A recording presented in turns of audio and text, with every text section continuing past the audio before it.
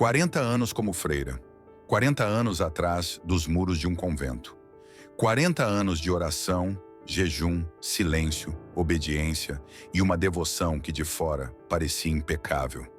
Quando aquela religiosa morreu, suas irmãs se reuniram ao lado da cama.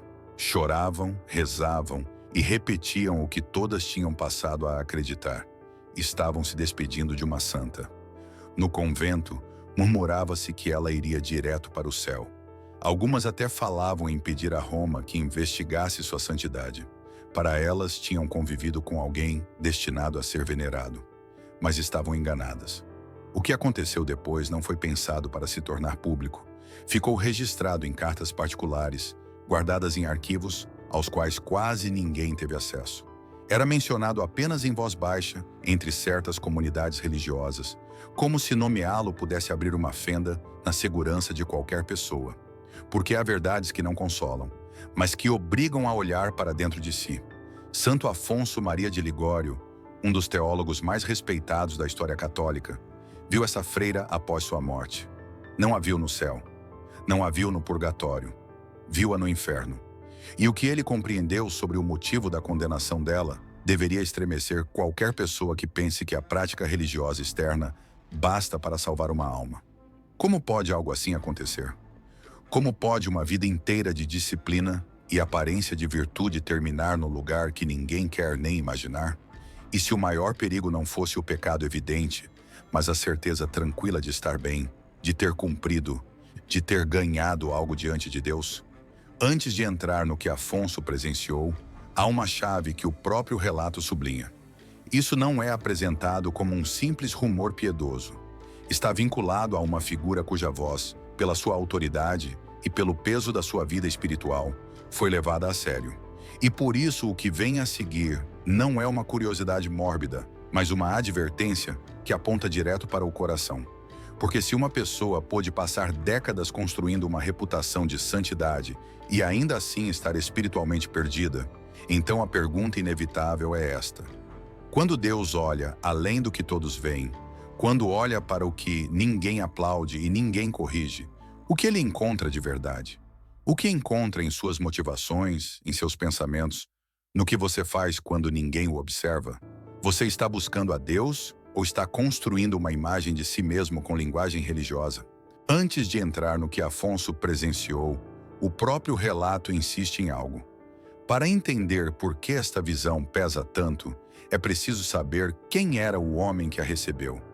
Não se apresenta como um rumor, nem como uma história nascida do mórbido, mas como um testemunho atribuído a uma das vozes mais autorizadas da Igreja quando fala da vida espiritual e do destino das almas.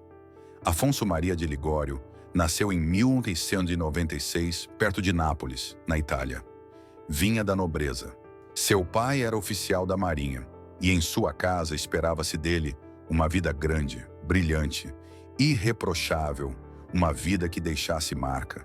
E durante um tempo, tudo parecia conduzir exatamente para isso. Aos 16 anos, já havia obtido doutorados tanto em direito civil quanto em direito canônico. Tornou-se um dos advogados mais bem-sucedidos de Nápoles. O texto sublinha isso com uma frase que impressiona por sua contundência. Nunca perdeu um caso. Era o tipo de sucesso que te faz acreditar que o mundo finalmente funciona para você. Que a inteligência, a disciplina e o prestígio te protegem de tudo. Mas algo o quebrou.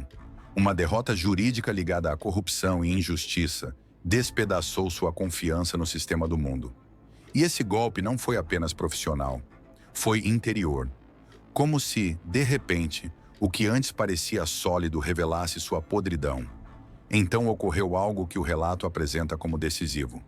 Ouviu uma voz em um hospital enquanto visitava os enfermos. A voz lhe disse: "Deixa o mundo e entrega-te a mim."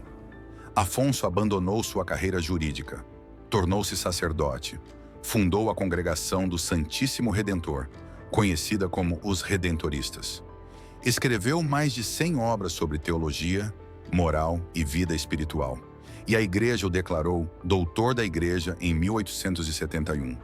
O texto explica o que significa isso. É um título reservado para santos, cujos ensinamentos são considerados essenciais para todos os católicos. Acrescenta um dado que reforça o peso dessa distinção. Apenas 37 pessoas em 2000 anos receberam essa honra. Afonso, além disso, é apresentado como patrono dos confessores e dos teólogos morais, e afirma-se que seus escritos sobre a confissão, a oração e a vida espiritual guiaram milhões. Por isso, quando Afonso fala do estado de uma alma, ele é ouvido. E por isso, o que ele disse sobre esta freira foi conservado durante quase 3 séculos. O relato sustenta que a visão lhe veio durante a oração, e que isso fica confirmado em seus próprios escritos e nos testemunhos colhidos durante o seu processo de canonização. Com tudo isso em mente, a pergunta torna-se mais incômoda. Se alguém assim, formado na lucidez e no rigor espiritual, se viu obrigado a olhar para uma verdade tão dura, o que foi exatamente o que Deus quis que ele entendesse? E o que é que você e eu poderíamos estar deixando passar quando confundimos reputação com realidade? Segundo o relato, a visão chegou quando Santo Afonso estava em oração. Não foi uma curiosidade, nem uma história que alguém lhe contou e ele repetiu. Foi uma irrupção que o abalou, e o que lhe foi mostrado foi precisamente aquilo que ninguém teria imaginado de uma mulher que passara 40 anos num convento. Viu o julgamento, viu a freira depois da morte, já separada da imagem que construíra perante os outros. Tudo o que em vida parecia virtude, disciplina e santidade, ficava agora diante de uma luz que não se deixa enganar por aparências. Nessa cena, a freira foi confrontada com a verdade total do seu interior. E então, o relato descreve um momento que gela o sangue. A presença do mal não era simbólica. Era real, violenta, dominante. Os demônios se lançaram sobre ela e a arrastaram para o abismo.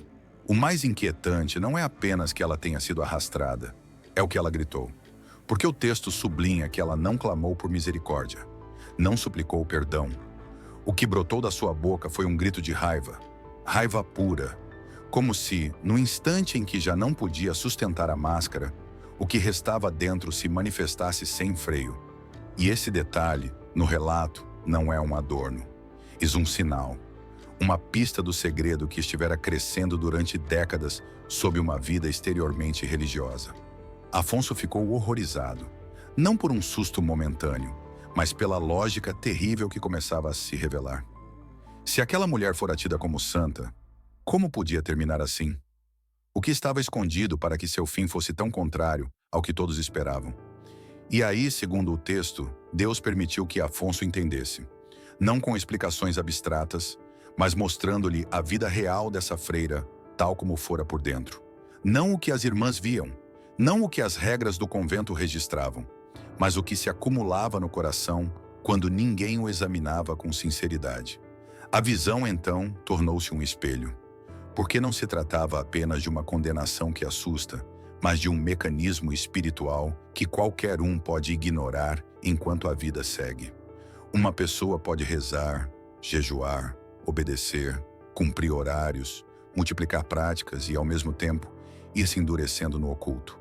Pode viver rodeada de coisas sagradas e, sem perceber, ir construindo uma religião que alimenta o ego. E se isso foi possível durante 40 anos, a pergunta que se abre não é confortável. Quantas vezes a fé se torna costume e o costume orgulho? Quantas vezes o exterior nos tranquiliza, enquanto o interior se torna mais frio, mais duro, mais ressentido? Como se chega ao ponto em que, diante de Deus, já não nasce um tem piedade, mas um protesto cheio de ira? Agora o relato dá um passo atrás e começa a mostrar a origem. Porque, segundo o que Afonso viu, nada começou no dia da sua morte. Tudo começou muito antes, num golpe que ela nunca aceitou, e numa ferida que acabou por se transformar num veneno espiritual. O que Afonso viu, segundo o texto, foi o começo real dessa história. Não começou com um pecado escandaloso aos olhos do mundo. Começou com uma ferida de orgulho. A freira entrara no convento jovem, aos 18 anos, e o relato a descreve como bela e de família abastada. De fora, sua vocação parecia um gesto puro, uma renúncia admirável. Mas por dentro, a motivação era outra. Antes de tomar o hábito, ela estivera noiva. E esse compromisso se rompeu. foi abandonada e com isso veio a humilhação. O texto insiste no ponto-chave. Não suportou a vergonha. Não quis carregar essa ferida diante dos outros. E então a decisão de entrar na vida religiosa, que todos interpretariam como santidade, também se tornou uma maneira de se proteger, de evitar o julgamento, de recuperar uma imagem. Aí está a primeira fenda. Porque quando uma pessoa entra em uma vida consagrada sem deixar que a graça transforme o coração, pode adotar as formas externas da santidade e, ao mesmo tempo, conservar intacto aquilo que a destrói por dentro. A partir desse momento, o relato descreve como sua vida espiritual começou a se transformar em uma competição. Rezava muito, sim, mas não para amar mais a Deus, mas para acumular méritos. Sua oração não nascia da confiança, mas da comparação. Olhava para o que as outras faziam e precisava fazer mais. Jejuava, mas não como um ato de amor, mas como uma prova para ser vista como a mais austera. Menciona-se inclusive que, em segredo, jogava comida fora para que parecesse que havia jejuado mais do que realmente jejuara. E esse detalhe não é apresentado como uma simples falta pequena, mas como o signo de uma vida centrada na imagem. A freira, segundo o texto, buscava ser admirada. Não necessariamente com palavras diretas, mas com essa necessidade silenciosa de ser reconhecida. Cada gesto religioso era como uma moeda. Cada sacrifício, uma forma de dizer a si mesma: eu valho mais, eu sou mais santa, eu estou acima. E quando recebia elogios, guardava-os como se fossem um tesouro. O relato usa uma comparação muito clara. Acumulava-os como quem acumula dinheiro. Mas aqui aparece a pergunta perigosa que o texto deixa no ar. O que acontece quando uma pessoa passa anos se alimentando de aplausos espirituais? O que acontece quando se acostuma a rezar para se sentir superior e não para ser humilde? Quando foi a última vez que alguém se perguntou com sinceridade por que faz o que faz, quando ninguém vê? Porque o mais inquietante é que nada disso é fácil de detectar de fora. Uma comunidade pode ver uma mulher disciplinada, pontual, silenciosa, devota. Pode ver uma freira que cumpre seus deveres. Pode ver uma pessoa exemplar. E, no entanto, por dentro, o coração pode estar trabalhando em outra direção. Em vez de se abrandar, endurece. Em vez de amar, torna-se mais orgulhoso. Em vez de se aproximar de Deus, começa a usar a Deus como um palco. E o texto sugere que esse foi o caminho. Uma religião que parecia virtude, mas que aos poucos se transformou em idolatria do próprio eu. E quando essa idolatria cresce, não fica sozinha. Começa a produzir frutos sombrios. A pergunta é inevitável. Se durante anos alguém pode confundir disciplina com santidade, como se distingue uma vida entregue de uma vida que apenas está defendendo seu orgulho? Que sinais são vistos quando o coração está cheio de competição, embora a boca pronuncie orações? Porque, segundo o relato, depois dessa etapa veio algo ainda mais grave. Não foi apenas a busca de reconhecimento. Foi o nascimento de um ódio silencioso, de ressentimentos acumulados, inclusive contra Deus. Segundo o que Afonso contemplou, o fruto inevitável dessa vida convertida em competição não foi apenas frieza interior, foi ódio. O relato diz isso sem suavizar. Por trás dos olhos baixos e das mãos juntas, vivia uma alma consumida por um ressentimento amargo. E esse ressentimento não era um episódio isolado, mas algo que crescera devagar durante anos, escondido sob uma aparência impecável. A visão deslocou-se do exterior para o coração. Já não se tratava de horários, jejuns ou rezas, mas de pensamentos secretos. E ali apareceu o primeiro alvo do seu ódio, a abadesa que às vezes a corrigia. Em seu interior, ela não recebia essas correções como uma ajuda, mas como uma ofensa. Indignava-se. Dizia a si mesma que ninguém tinha o direito de apontar nada para ela, que era mais santa que aquela mulher. Em vez de humildade, brotava uma superioridade silenciosa. Depois viu outro foco do seu ressentimento. As irmãs que recebiam mais atenção quando os sacerdotes visitavam o convento. No seu interior comparava, media, contava. Se um sacerdote elogiava o canto de uma irmã, ela vivia isso como uma injustiça pessoal. Pensava que seus sacrifícios eram ignorados, que o seu mérito não era reconhecido. E esse rancor não ficava apenas nos pensamentos. O texto afirma que ela encontrava maneiras de ferir de forma sutil, crueldades pequenas disfarçadas de conselho espiritual. Também odiava as noviças jovens que entravam com alegria genuína. Essa alegria para ela parecia uma acusação contra a sua própria existência sem gozo. Em vez de se alegrar pelo fervor delas, buscava desanimá-las. E odiava até a sua própria família, porque a visitava um pouco. Interpretava isso como uma traição. Depois de tudo o que tinha sacrificado, sentia que mal se lembravam dela. Mas o relato chega então ao ponto mais terrível, o segredo mais profundo, aquele que nem ela mesma ousava admitir. Odiava a Deus. Não porque negasse a Deus com a boca, mas porque o acusava com o coração. Odiava-o porque, segundo sua lógica interior, Deus não a tinha recompensado como ela acreditava merecer. 40 anos de oração e jejum, e o que tinha recebido? Nem visões, nem êxtases, nem dons extraordinários. Via que outros místicos falavam de anjos e revelações, e ela recebia apenas silêncio. Em sua mente havia um trato. Ela tinha cumprido sua parte. Deus não tinha cumprido a dele. Esse ressentimento, diz o texto, não nasceu de repente. Começou como decepção, transformou-se em amargura e terminou endurecendo-se como desprezo. E ainda assim continuava cumprindo, continuava com suas práticas, com sua disciplina, com sua imagem, mas seu coração estava congelado há muito tempo. Depois, Afonso presenciou suas últimas horas. A freira estava morrendo. As irmãs reuniram-se ao redor da cama, rezaram as orações pelos moribundos, seguraram suas mãos e repetiam que logo ela veria o rosto de Deus. Ela disse as palavras corretas. Pediu os últimos sacramentos. Recebeu-os. Mas Afonso viu o que ninguém mais via. Ela recebeu a Eucaristia com um coração cheio de orgulho. Mesmo naquele momento, segundo o relato, pensava que tinha ganhado o céu, que seus 40 anos de sacrifício tinham comprado sua salvação, que Deus lhe devia o paraíso. E veio a confissão final. Mas não confessou o orgulho, não confessou o ódio, não confessou o ressentimento contra Deus.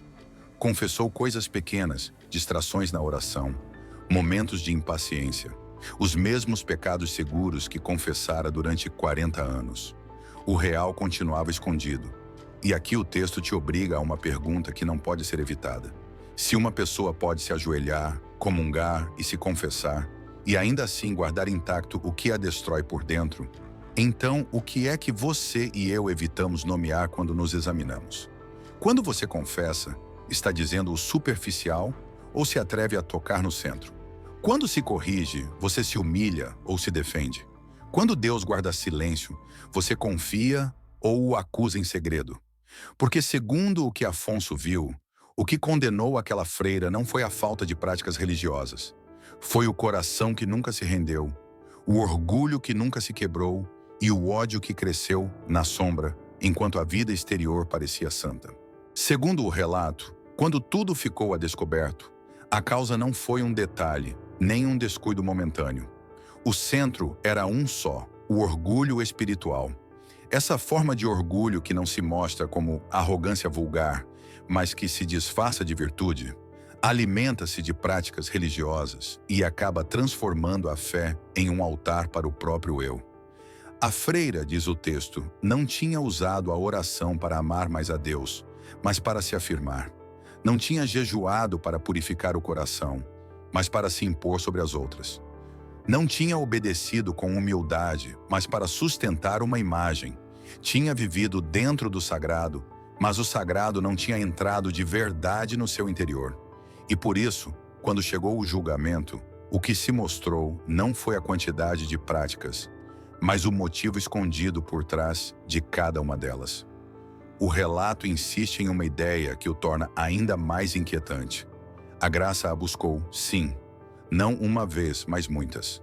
Houve momentos em que Deus tocou sua consciência, momentos em que algo em seu interior lhe dizia que não estava bem, que aquela amargura não era normal, que aquele desejo de ser admirada era um veneno. Houve ocasiões em que uma palavra, uma correção, uma humilhação pequena poderiam ter sido uma porta para quebrar o orgulho e deixar entrar a verdade. Mas ela as rejeitou. Interpretou-as como ataques, defendeu-se, justificou-se, enclausurou-se ainda mais. E quando o coração se acostuma a se justificar, chega um ponto em que deixa de pedir misericórdia. Por isso, na visão do julgamento, o grito que saiu da sua boca não foi um perdoa-me, mas raiva. Raiva de quem se sente com direito. Raiva de quem acredita que Deus lhe deve algo. Raiva de quem viveu décadas cumprindo sem se render por dentro. Aí é onde o relato crava a advertência mais dura. O mais perigoso não é o pecado visível, mas a segurança interior de acreditar que você está a salvo. Porque essa segurança pode anestesiar a consciência. Pode fazer com que uma pessoa confesse sempre o mesmo, diga sempre o correto e jamais toque na raiz. Pode fazer com que a religião se transforme em uma rotina impecável que evita o encontro real com a verdade. A história, tal como é contada, não busca deixar você em um medo vazio. Busca obrigá-lo a um exame. Por isso, o texto conduz a perguntas que não se respondem com frases bonitas, mas com honestidade. Por que você reza? O que sente quando ninguém o reconhece? O que acontece com você quando o corrigem? Se você se compara, se você se alegra quando outro é louvado ou se algo se contorce dentro de você. Se você guarda ressentimentos pequenos que nunca morrem, o que você faz quando Deus guarda silêncio? Confia ou o acusa em segredo, como se ele lhe devesse uma recompensa. E segundo o relato, o remédio não é fazer mais coisas, não é aumentar as práticas, é quebrar a ilusão, é entrar na verdade, é atrever-se a pedir o que ela nunca pediu, misericórdia. Uma misericórdia que não se exige, que se suplica com humildade. Porque a freira, na visão, não caiu por falta de religião, mas por falta de conversão interior. O texto termina empurrando você para decisões concretas. Uma confissão sincera, sem esconder a raiz. Uma vida espiritual que não seja competição. Buscar direção espiritual. Aceitar humilhações pequenas sem construir defesas. Aprender a orar não para ser visto, mas para se render. Pedir a Deus que arranque do coração aquilo que você mesmo não quer olhar. E aqui a história se torna pessoal. Porque não é apenas sobre uma freira do passado. É sobre o risco de qualquer pessoa que vive perto do sagrado e se acostuma a aparentar. Sobre o risco de confundir disciplina com santidade. E sobre o perigo de passar anos dizendo Senhor, Senhor, enquanto o coração permanece longe. Então a pergunta final é simples, mas temível. Se hoje fosse o seu último dia e toda a máscara caísse, o que restaria no seu interior? Restaria um coração humilde que suplica misericórdia? Ou restaria uma raiva escondida, um orgulho que ainda exige, um ressentimento que você nunca soltou?